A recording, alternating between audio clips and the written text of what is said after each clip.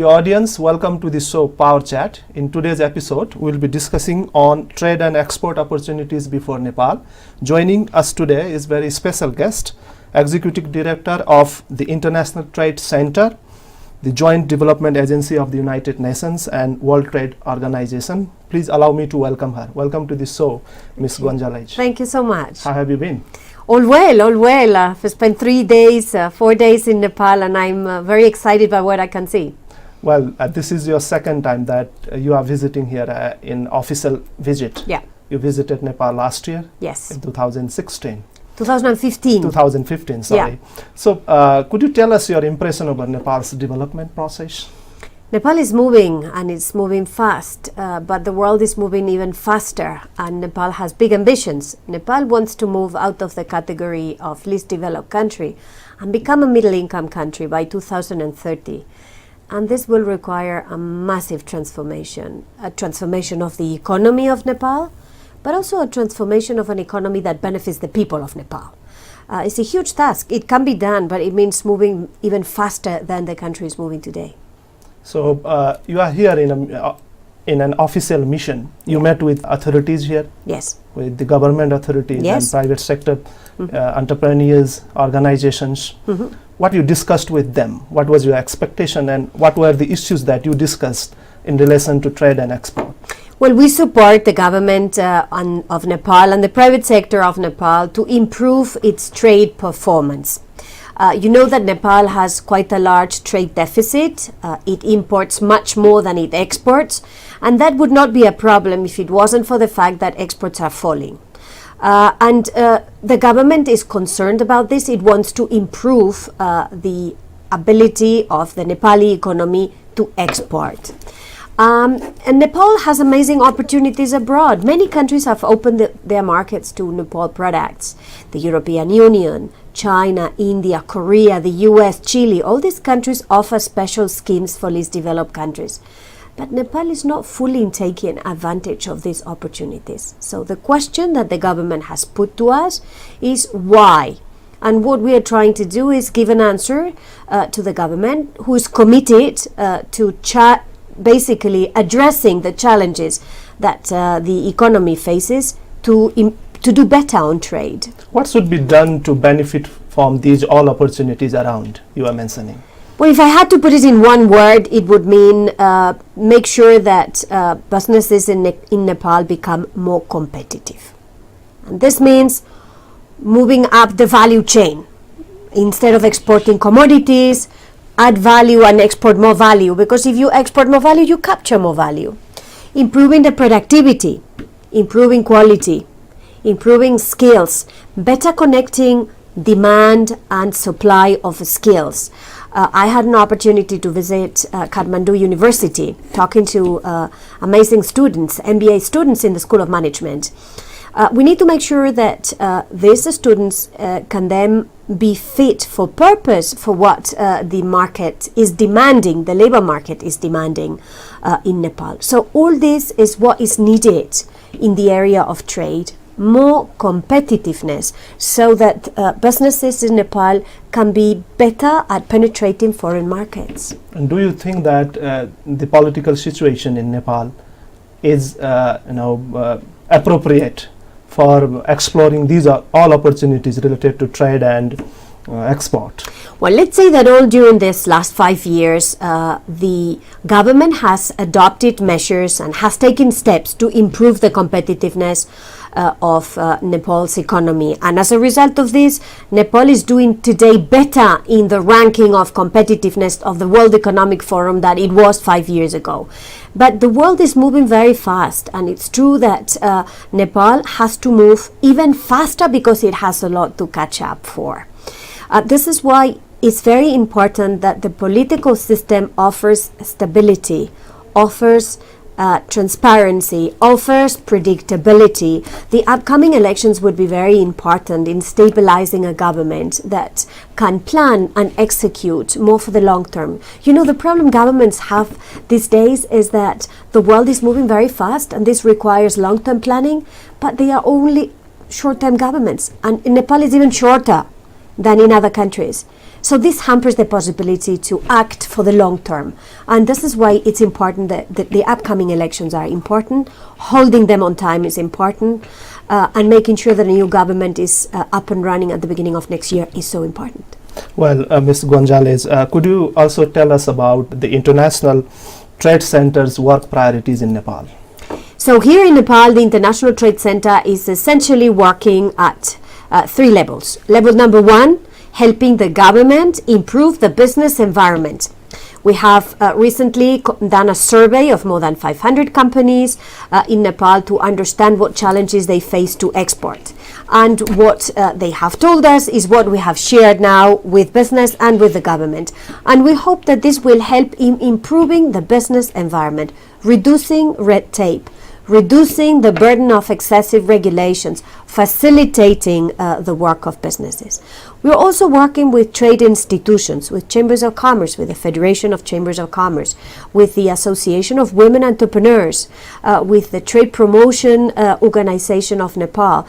Because if we work with them, they work with millions of small businesses, pushing them internationally.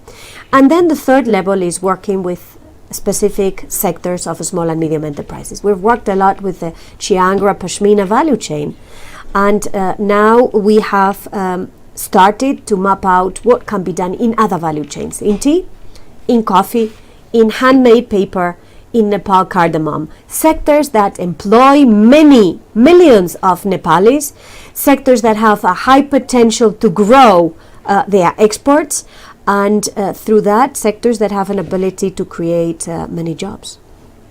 How difficult or easy it is to work with multiple stakeholders you were mentioning?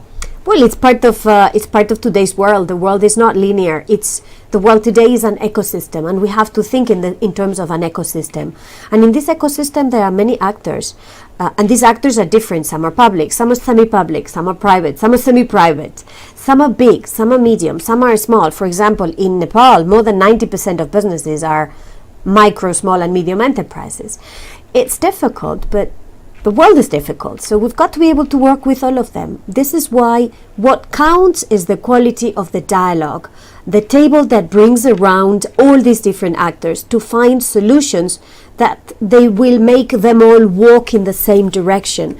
The worst is when all these actors that have to walk in the same directions run around in circles or run around like headless chickens in different directions, because that is not conducive to improving their competitiveness. What are the areas that Nepal needs to focus upon when it comes to trade and export, especially that of the medium-sized enterprises and private sector institutions? I think a big part of the answer has to do with productivity, is producing more and producing better. Producing more because today what we can see, for example, in agriculture is that the agricultural sector is not producing as much as it could. But two, also producing better, producing more quality. You see, Nepal is a relatively small economy, especially if you compare it to its neighbors, big economies, China, India, Vietnam. The game that Nepal can play in this smaller size economy, landlocked economy, very mountainous economy, where the cost of logistics and transport are by definition very high, is the game is that of quality. Less of quantity, more of quality. And this quality has a lot to do with the quality of the Nepalis, with their innovation, ingenuity, creativity, their brains. This is where this country has to invest. And this quality, whether it is using the digital economy better, whether it is combining better products and services, tea and coffee with tourism, whether it is financial services, tourism services, all of this is the quality game that Nepal's economy can play. It cannot beat China or India on quantity, but it can beat many other countries on quality. You raised the issue of transparency and productivity here in Nepal. Yeah. Are you sure that the supports, be it monetary or technical, that ITC and other international agencies rendering to Nepal's stakeholders is best utilized? Or what should be done to ensure that the resources are best utilized? I think a big part in utilizing the resources to the maximum extent possible is transparency, tracking, tracking what goes in and tracking what results out. Monitoring of results and monitoring of impact. And we have to be able to tell every taxpayer, whether it is in Nepal or whether it's in the development partners of Nepal that are also investing in this country, we have to be able to tell them, for every dollar that you invest in Nepal, this is how much is generated. How much is generated in supporting the healthcare, the education, infrastructure, also trade performance of the country. And what I feel is a commitment from stakeholders here in Nepal to play the game of transparency and monitoring and evaluation. I have not seen any resistance on that. So we just have to invest in the methods, systems that would allow us to capture results. Well, Ms. Gonzalez, how do you observe the situation of women engaging in trade and businesses? How can they be empowered towards entrepreneurships here in Nepal? The starting point is underperforming. There are many women in Nepal. It's not, by the way, only the case of Nepal. It's in the vast majority of the countries of this planet. Many women that are simply disconnected from our economies. They would like to be part of the economy, but for many reasons they cannot. What are these reasons? Sometimes it's laws that discriminate women compared to men in the economy. 95% of countries in this world have at least one law, if not more, discriminating women compared to men. Women cannot assets, they cannot sign contracts, they cannot open business, they cannot sign contracts if it's not with the accompanying of a husband, of a father, of a brother, of a guardian. Sometimes it's not the law, sometimes it's the practice. Habits, traditions that relegate the women to home. Sometimes it's difficulties in accessing credit. Sometimes the fact that women spend so much time in unpaid care work, taking care of the house, of the family, of the relatives, that what's left for a remunerated activity is very, very small. What's important is to identify where the constraints are and try to address these constraints to the best ability possible, not because this is going to be good for the woman, but because this is going to be good for the entire society. You know, the spending pattern of a woman is different from the spending pattern of a man. A woman reinvests 80% of what she earns, average in the world, in her family and in her community, compared to 40% in the case of men. And this means, what does this mean? It means better education for the kids, better health care, better nutrition, a faster route to end poverty. This is why it matters that women are connected to the economy. This is why it matters that women participate in international trade. And let me tell you one thing on women and international trade. In our statistics, out of 5 exporters, only 1 is a woman-owned business. But this is for businesses trading offline, traditional trade. But if we look at digital trade, out of 5 exporters, 4 are women, which tells us that the digital economy, e-commerce, has an amazing ability. What are the possibilities of introducing digital economy in the countries like Nepal? Big. It should be a no-brainer. One, because it's equalizer, right? It doesn't matter if you're a man or you're a woman. It doesn't matter if you're micro, small, or big. What matters is several ingredients. 1, digital connectivity. This is why it's so important to invest in digital connectivity. 2 is payment systems, international payment systems. And this is an area where I have drawn the attention of the government in Nepal. I think the central bank has to look into this matter, because having access to international payments is essential to be part of the digital trade. And digital trade is today 13% of world trade. It's $25 trillion.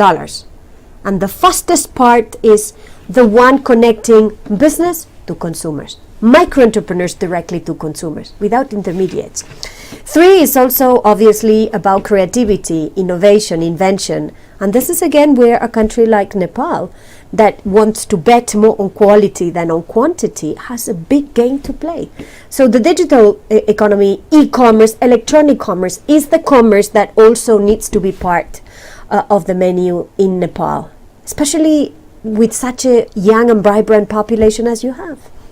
What do you have to say about youth engagement in entrepreneurship? You are talking to university students. Incredible, incredible. I can tell you, incredible. I mean, what I've seen here, whether it is in the tea sector, in the coffee sector, whether it's in the paper, handmade paper, whether it's on services, IT, tourism, trekking, anything. It's amazing the amount of ingenuity that there is at the level of the youth. I went to the School of Management in Kathmandu University, had an amazing engagement with MBA students. But you have very smart youth in Kathmandu, in Nepal as a whole. And this is your biggest asset, the youth population. And making sure this youth population is leveraged for Nepal, in Nepal, is essential. Well, Ms. Gonzalez, how do you measure the impact of your organization, ITC, in relation to the work in the countries like Nepal, where you are referring to the transparency issues? You see, we're a small organization, and we work well in countries where governments want us to work well. In other words, we don't drive the car. Governments drive the car. We sit in the back seat and we accompany the government. And what I have observed in my engagement with the Nepalese government is that they let us advise, they let us work, but they do the driving. And I like that, because in cases where this happens and when they have a clear sense of direction, we can be more efficient than in places where, we have no sense of direction. Most often there is criticism that resources are not properly utilized. What do you have to say on that? I mean, my books are open. In my case, my books are open. And because I open my books, and my books are open. I'm talking about the support that agencies render to the stakeholders. Yeah, my books are open, and I'm absolutely transparent as to how we spend the money that is entrusted, because we don't generate our own money. We're not a business. We are entrusted money from the taxpayers to support countries, to support small businesses, to support least developed countries.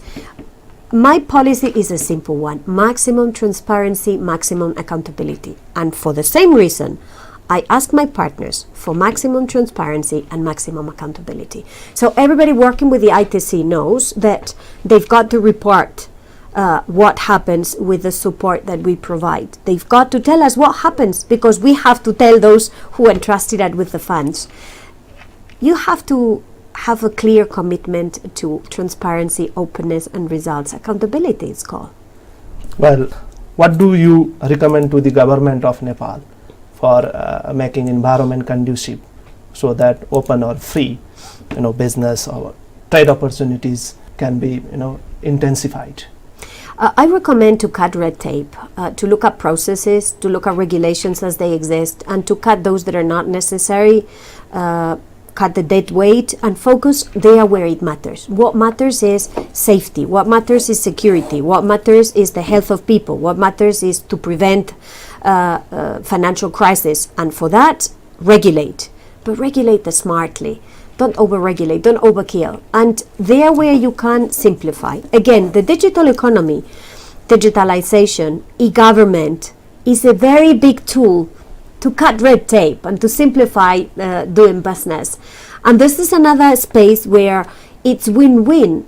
It makes the business environment better, and it creates thousands of jobs for the youth that thrive in this digital economy. So adopt simpler regulation, more focused regulation, and processes that are more adapted to our digital world in the 21st century.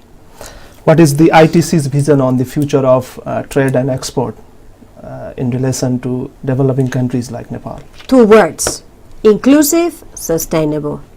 It's not just trade. We have to put adjectives to the word trade. Trade is about generating growth, but we don't want any type of growth. And because we don't want any type of growth, we don't want any type of trade.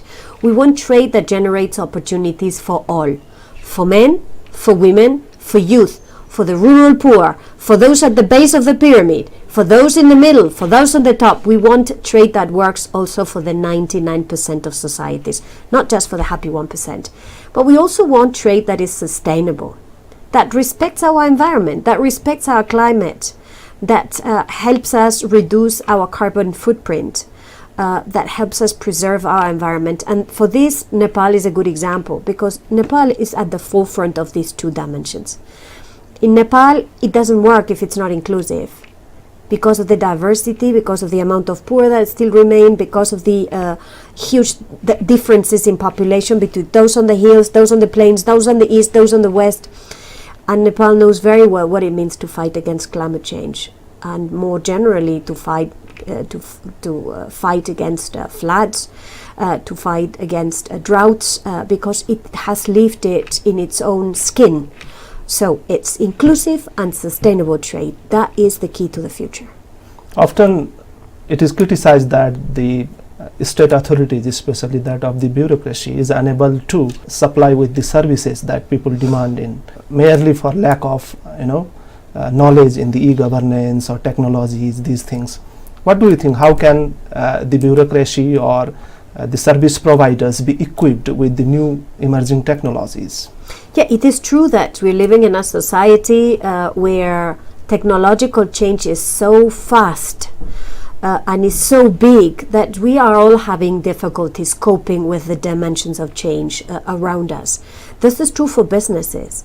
And this is why you can see huge differences in generations between the father who founded the company and the younger generation that has to take it forward. This is what we see in government also. We see a difference between those that started in civil service 20, 30 years ago and those that are entering today. The key to this is to provide tools to help all of us constantly adapt to the changing circumstances. And that is tough. And for countries that have limited resources, limited budgets, like is the case of Nepal, is not easy. But I think it is important to remember that the quality of the government, the quality of the civil service is also important. And for that, nurturing and equipping each and every civil servant, men and women, is so important. Because in reality, you are investing in the quality of your public services. And I'm a firm believer in public services.